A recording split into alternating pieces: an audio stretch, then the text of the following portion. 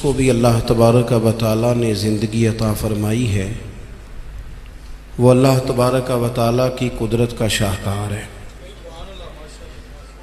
ہمارے ہاں یہ ہوتا ہے کہ ہم پہلے تو یہ پہچان ہی نہیں پاتے کہ اللہ تعالیٰ نے ہمیں کتنی خوبیوں کتنی صلاحیتوں کے ساتھ نوازا ہے، پہچان نہیں پاتے، غور نہیں کرتے۔ لقد خلقنا الانسان فی احسن تقویم، اللہ نے بڑی بہترین ساخت پر خوبصورت ترین انسان پیدا کی، لوگوں کو صلاحیتیں دی اللہ تعالیٰ نے۔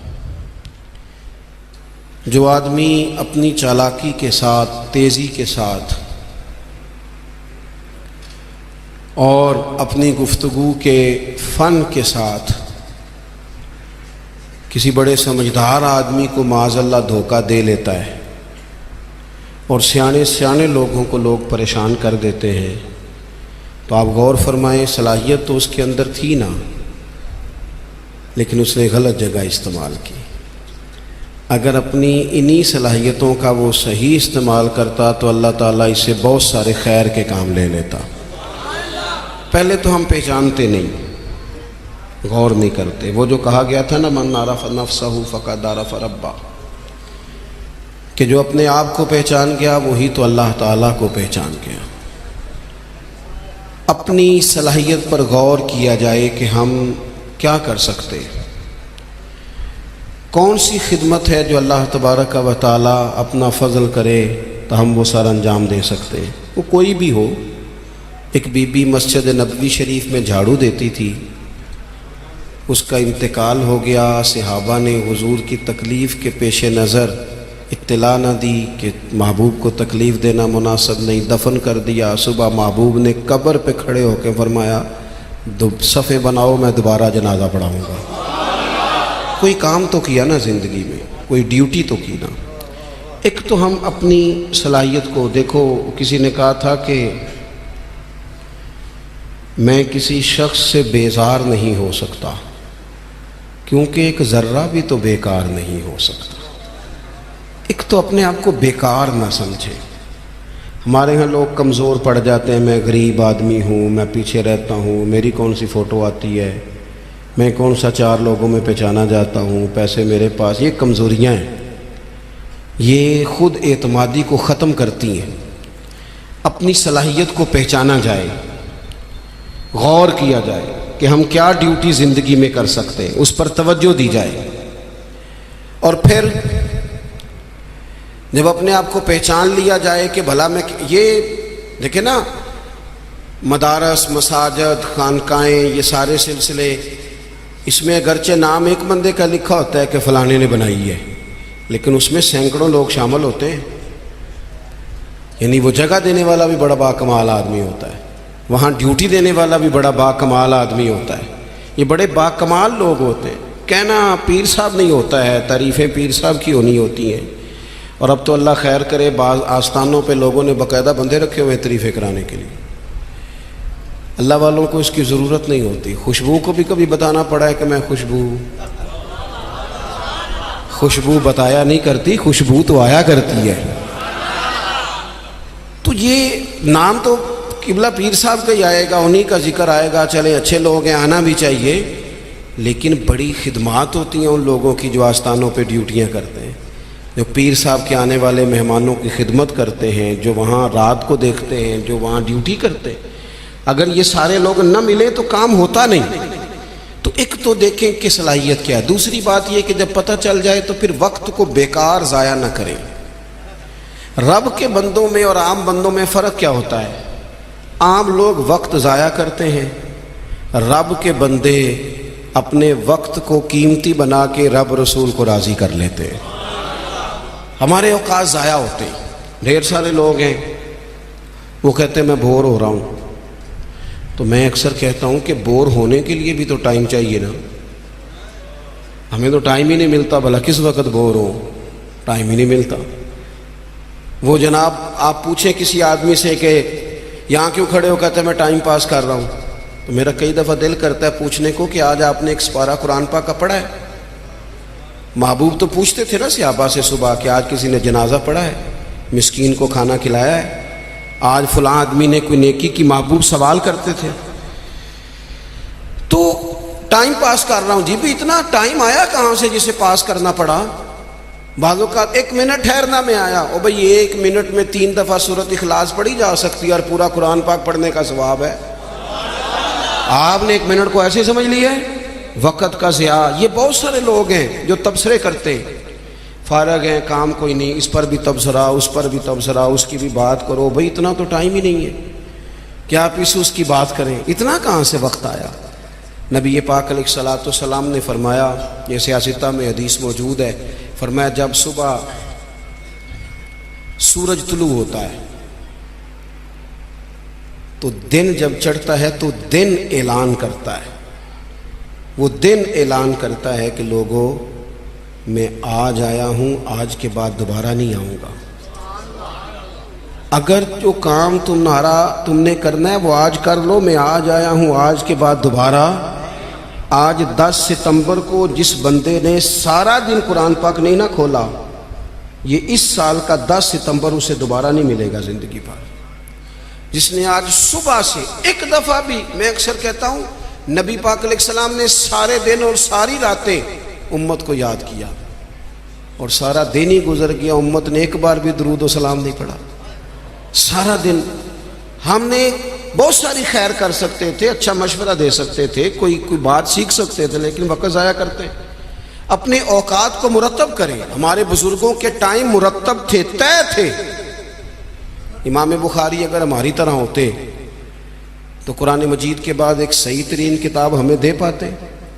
امام مسلم کا بھی اگر وہی حال ہوتا جو آج ہمارا ہے. ڈھیروں لوگ ہیں جنہوں نے بخاری پڑھی نہیں، پوری مسلم شریف کو پڑھا نہیں، اور انہوں نے کتنی محنت کر کے احادیث پر گفتگو کر کے فرق نکال کے کہ یہ حسن ہے، یہ ضعیف ہے، یہ صحیح ہے، یہ متواتر ہے، انہوں نے ہمارے سامنے رکھی. اعلیٰ حضرت فاضل بریلوی نے 1000 کتاب لکھی ہے. کتنی؟ اور کتاب ایسی نہیں کہ وہ مطلب کانٹ چھانٹ کی کتاب بنا لی ہو، وہ جس سمت آ گئے ہیں سکے بٹھا دیے ہیں. کام ان لوگوں کا مرتب تھا، ان کے وقت میں برکت تھی. حضرت عمر بن عبدالعزیز رحمۃ اللہ علیہ سے ایک دن ان کے خادم سے آپ نے کوئی کام کہا تو کہنے لگا حضور یہ کام کل کر لیں گے. تو آپ فرمانے لگے یہ کام اگر کل کریں گے تو جو کام کل کرنے ہیں وہ کب کریں گے؟ ہمارے ڈھیر سارے لوگ ہیں جنہوں نے ابھی تک طے ہی نہیں کیا. آپ نماز نہیں پڑھتے، کہتے ہیں بس میں حج کا رہا ہوں، شروع کرنی ہے. تو اگر حج پہ نہ جا سکے، خدا نخواستہ اللہ معاف کرے، تو پھر نماز پڑھنی نہیں ساری عمر. میں وہ بچوں کی شادی کر لوں پھر میں ٹھیک ہی ہوں. تو اگر ایسا وقت آیا ہی نہ ہو، خدا نہ کرے، تو پھر کیا پڑھنی نہیں. میں بہت سارے لوگوں سے کہتا ہوں داڑھی شریف رکھ لو، کہتے میں آج نیک نہیں. تو میں نے کہا داڑھی کی قسم ہی اٹھانی تھی، بس نیک ہونا تو رکھنی ہے. روٹی کی اٹھاؤ نا کہ جب تک نیک نہیں ہونا کھانی نہیں. یہ کرو نا بات، باقی سارے کام چل رہے اور اس پر آپ کسی کو توجہ دلائیں، بلکہ بعض نے چھوٹی رکھی ہوئی ہوتی ہے. تو میں کہتا ہوں چھوٹی والے کو بھی تو لوگ مولوی کہتے ہیں نا، تو اسے پوری کر. اپنی مرضی کی کیوں رکھتا ہے؟ رب رسول کی مرضی کی رکھ. کام جو کرنا ہے اسے شروع کیا جائے. جو ڈیوٹی کرنی ہے اسے، ہمارے ملک میں رواج بنا دیا گیا ہے کام نہ کرو بیسے کرو، کام نہ کرو کیچڑ اچھالو. یہ دیکھو نا کتنی تکلیف ہے سیلاب والوں کو، کتنی تکلیف ہے. ہمارے وہاں دوست موجود ہیں، اپنی ہمت کے مطابق کام کر رہے ہیں. میں خود بھی وہاں حاضر ہوا تھا. اب وہ کہتے ہیں کہ جلدی امراض ہونے لگے. یعنی ایک طرف وہ بندہ ہے جو نخرہ کر رہا ہے کہ یہ روٹی میں نے نہیں کھانی، یہ سالن لے جاؤ، اور دوسری طرف ماں کے کہتی ہے کہ صرف میرے بچے کو زخم ہو گئے ہیں، کیڑے کھڑے ہیں پانی میں، جلدیں پھٹنے لگی ہیں، صرف دوائی چاہیے. تو کیا رب کریم نے حساب نہیں لینا؟ چلے مہربانی کرتے، وزیروں نے تو نہیں جانا تھا، پیر ہی ایک دورہ کر آتے، تھوڑی سی توجہ کر لیتے. کیا یہ محبوب پاک کو راضی کرنے کا طریقہ نہیں؟ کیا حضور نے فرمایا نہیں جو میری امت سے محبت کی جس نے اسی نے مجھ سے محبت کی؟ کیا فرمایا نہیں جب میری امتی کو تکلیف ہوتی ہے تو مجھے تکلیف ہوتی ہے؟ یہ کام نہیں خیر کا؟ خدا کے بندے تو ہیں ہزاروں، بنوں میں پھرتے ہیں مارے مارے. میں اس کا بندہ بنوں گا جس کو خدا کے بندوں سے پیار ہوگا. اپنے اوقات کو مرتب کریں. ہمارے ہاں مزاج نہیں کام. یہ دیکھیں نا جلد سے محبت کی جس نے اسی نے مجھ سے محبت کی. کیا فرمایا نہیں جب میرے امتی کو تکلیف ہوتی ہے تو مجھے تکلیف ہوتی ہے؟ یہ کام نہیں خیر کا. خدا کے بندے تو ہیں ہزاروں، بنوں میں پھرتے ہیں مارے مارے، میں اس کا بندہ بنوں گا جس کو خدا کے بندوں سے پیار ہوگا. اپنے اوقات کو مرتب کریں. ہمارے ہاں مزاج نہیں کام. یہ دیکھیں نا جلسے ہو رہے ہیں، آ رہا ہے فلانا، جا رہا ہے، یہ ہو رہا ہے، اور سب سیاسی جماعتیں اللہ ماشاءاللہ جتنے خرچے یہ ان کاموں پہ کرتے ہیں نا، اس سے آدھے خرچے اگر کریں. آپ گاڑیاں سجا رہے ہیں، فلان ہو رہا ہے، پجاروں نکلی ہوئی ہیں، فلاں کام ہو رہا ہے، اور دوسری طرف حال یہ ہے کہ لوگ چار پہیاں کھڑی کر کے ان کے اوپر چادریں ڈال کے اپنی بیٹیوں کو چھپائے بیٹھے ہیں. نہ ادھر ادھر کی تو بات کر، یہ بتا کہ قافلہ کیوں لٹا، مجھے رہزنوں سے غرض نہیں، تیری رہبری کا سوال ہے. تھوڑا سا توجہ دینے کی ضرورت ہے کہ ہم ترجیحات ہماری کیا ہیں، ہم اصل میں کرنا کیا چاہ رہے ہیں، ہمارا رستہ اور سفر کیا ہے. وہ ایک علاقے میں نا، بلکہ یہ میرپور جب ایک دفعہ تاریخ بتاتی ہے کہ سارا کسی حادثے سے ٹوٹ گیا تھا، تو ایک آفیسر کہتے ہیں میری یہاں ڈیوٹی تھی، کیونکہ شہر سارا ہی ایک دفعہ الٹ پلٹ ہو گیا تھا، تباہ ہو گیا تھا. تو میں نے دیکھا ایک بوڑھا شخص اور اس کی بیوی 2 بوریاں گدے پہ رکھے ہوئے آ رہے ہیں. میں نے آگے بڑھ کے سلام لی، بابا جی کدھر جا رہے ہو؟ کہنے لگے پوچھنا تھا وہ بیت المال کا دفتر کہاں ہے، کہاں جہاں خزانہ جمع کرایا جا رہا ہے. تو میں نے کہا بابا جی میں ہی ہوں دفتر کا آفیسر، آپ نے کیا جمع کرانا ہے؟ تو کہنے لگے میں نے اور میری بیوی نے کانپتے اور بوڑھے ہاتھوں سے محنت کر کے یہ کچھ سونا چاندی ملبے کے نیچے سے نکالا ہے، بیت المال میں جمع کرانا ہے. تو میں نے کہا بابا سارے لوگ گھر لے جاتے ہیں، آپ بیت المال میں لے آئے. کہنے لگے پتر شہر سارا ٹوٹ گیا ہے، یہاں ہمارے بزرگوں کی قبریں ہیں، ہم تعاون کرنا چاہتے ہیں ہمارا شہر پھر سے آباد ہو جائے. شہر آباد ہوں گے تو گھر بھی انشاءاللہ بانی جائیں گے. وطن جب رہتے ہیں نا تو پھر سارے کام ہی چلتے رہتے ہیں.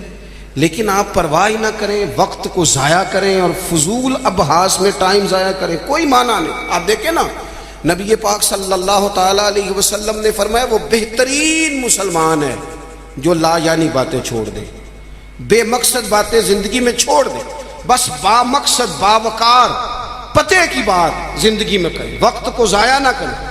اور جن لوگوں نے اپنا وقت مرتب کیا، کام کیا، ڈیوٹی کی زندگی میں، حضرت عمر بن عبدالعزیز کی عمر 39 سال ہوئی ہے، پوری 40 نہیں. کتنی بولیے؟ 39 سال کی عمر میں یہ بندے نے روز قرآن پاک بھی پڑھا، درود پاک بھی پڑھا. اس شخص نے امت کو عدل و انصاف سے بھی بھرا، مساجد بھی بنائیں، انہوں نے مدارس بھی قائم کیے، خدمتیں بھی کی. عمر 39 سال پائی، لے سجنا سا توڑ ہی نبھائی، جان بھی دیتی تیرا تیرے. ہم نے تو طے ہی نہیں کیا آج تک. یہ بہت سارے نوجوانوں کو میں دیکھتا ہوں ساری دن تصویر پہ گزر جاتا ہے، سارا دن فوٹو آنی چاہیے. اور قوم نا زیادہ تر اللہ ماشاءاللہ بالخصوص نوجوان نسل ہواؤں میں زندہ ہے، خوابوں میں زندہ ہے، موبائل کے اندر زندگی گزار رہے ہیں. زندگی کے دکھ کچھ اور ہیں، کرب کچھ اور ہیں، تکلیفیں کچھ اور ہیں، سمجھنے کی چیزیں کچھ. جب دوائی کی ضرورت ہو تو پھر گوشت سے پیٹ نہیں بھرا جاتا، پھر دوائی ہی کھانی پڑتی ہے. ترجیحات اور ہیں، ہمیں اور طرف بڑھنا ہے اپنے آپ. اور جب بندہ مرتب زندگی گزارتا ہے نا، جس مقصد کے لیے رب کریم نے اسے بھیجا، الذی خلق الموت والحیات لیبلوکم ایکم احسن عملا، جب وہ بہترین عمل کرتا ہے تو پھر وہ کافر کا نظریہ ہے کہ مر جائیں گے تو فنا ہو جائیں گے، زندگی میں جو موج کرنی ہے کر لو، یہی ہے سارا کچھ. مومن کو تو بتایا گیا ہے کہ تو یہاں قیدی ہے، تیری یہاں زندگی رب چاہی گزار دنیا میں، اللہ رسول کی مرضی پہ چل. قیامت کے دن اللہ تبارک و تعالی جنت میں تجھے ساری نعمتیں عطا فرما دے گا. یہ کووڈ-19 کے دن تھے نا، تو مجھے ایک سرکاری ادارے میں مدعو کیا گیا. کہنے لگے جی خوف بڑا ہے لوگوں پہ، کرونا سے ڈرتے ہیں. بعض لوگ تو ایسے ہیں جو کسی جگہ یہ ٹینشن بڑی سوار ہوتی ہے نا. ایک صاحب میرے سامنے بیٹھ کے کہنے لگے جی مجھے تو زیادہ لوگ جمع ہو جائیں تو گھٹن ہونے لگ جاتی ہے، تو یہ قبر میں تو میں تو بڑا خوف کھاتا ہوں۔ تو میں نے ان سے کہا قبر کھڈا ہے، گڑھا ہے، دوزخ کے گڑھوں میں سے گڑھا ہے، حدیث صحیح موجود ہے، بات بالکل ٹھیک ہے، لیکن قبر کی ایک دوسری حالت بھی ہے جو بندہ مومن کے لیے۔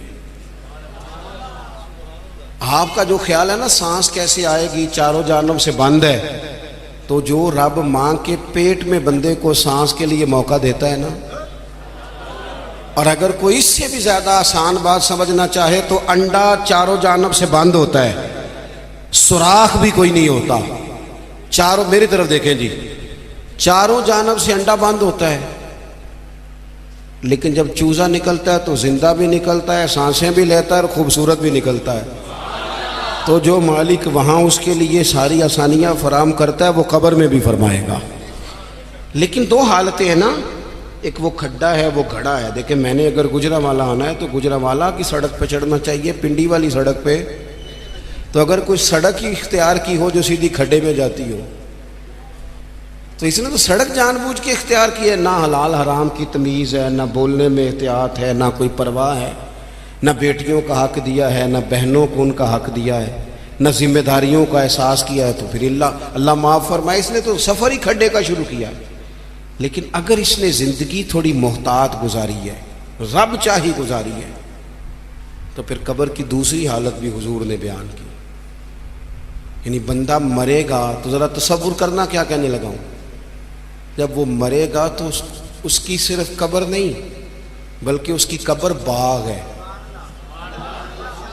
کیاری ہے، قبر باغ ہے، اور معمولی باغ نہیں، جنت کے باغوں میں سے باغ، اور ایسی کیاری جنت کی، ایسا باغ، ایسا گلشن کہ جس میں آنکھ کھلتے ہی پہلی زیارت ہی مدینے والے محبوب کی نصیب ہوگی۔ کیا کہا حضرت نے، کہنے لگے لحد میں عشق رخ شاہ کا داغ لے کے چلے، ہم نے اندھیری رات سنی تھی چراغ لے کے چلے۔ اب اللہ فرماتا ہے یوم نحشر المتقین الی الرحمن وفدا، فرمایا جو متقی لوگ ہوں گے نا، پرہیزگار، وہ جب رب کی بارگاہ میں پیش کیے جائیں گے تو مہمان بنا کے پیش کیے جائیں گے، اللہ کی بارگاہ میں مہمان بنا کے۔ وَنَسُوقُ الْمُجْرِمِينَ إِلَىٰ جَهَنَّمَ وِرْدًا، اور مجرموں کو جہنم کی طرف پیاس سے ہانکا جائے، پیاس سے ہانکا جائے۔ اپنے معاملات زندگی کو ہمیں جلدی سے طے کر لیں، وقت نہ گزر گیا تیزی سے، کالے بالوں کی جگہ سفید آنے لگ گئے، اور تندرست وجود کہیں کہیں سے درد کرنے لگ گیا۔ یاروں کے دوستوں میں سے، یاروں کی جماعتوں میں سے کچھ دوستوں کے ہم جنازے پڑھائے، وہ جنہ باجوں ایک پل نہیں سجیندے، پھر وہ شکلیں یاد نہ رہی ہیں۔